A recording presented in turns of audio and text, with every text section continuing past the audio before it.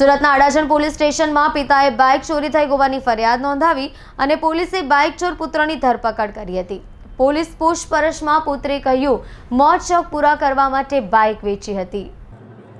જહાંગીરપુરામાં પિતાએ પોતાની બાઇક ચોરી થયાની ફરિયાદ અડાજણ પોલીસ મથકમાં દાખલ કરાવી હતી। આ બાઇક જ્યારે પોલીસને મળી ત્યારે પોલીસ પણ ચોંકી ગઈ હતી, કેમ કે આ બાઇક ચોરી કરીને તેને મોતશોખ માટે પુત્રએ જ પિતાને અંધારામાં રાખીને વેચી મારી હતી। ક્રાઇમ બ્રાન્ચના જણાવ્યા અનુસાર અડાજણ પોલીસમાં બાઇક ચોરીની ફરિયાદ દાખલ થઈ હતી, જે અંતર્ગત તેઓએ આ ચોરીની બાઇક રાંદેર ખાતે રહેતા સલમાન હફીઝ મંસૂર પાસેથી મેળવી હતી। પોલીસે પૂછપરછ કરતા સલમાન હફીઝ મંસૂરે તેને આ બાઇક 40,000 રૂપિયામાં પરીન પટેલ નામના યુવા પાસેથી ખરીદી હોવાનું જણાવ્યું હતું। નંદનવન રો હાઉસ જહાંગીરપુરા ખાતે રહેતા પરીનને જોઈને પોલીસ પણ ચોંકી ગઈ હતી, કારણ કે પરીનની આ બાઇકની ચોરીની ફરિયાદ તેના જ પિતા પરેશભાઈ દ્વારા કરવામાં આવી હતી।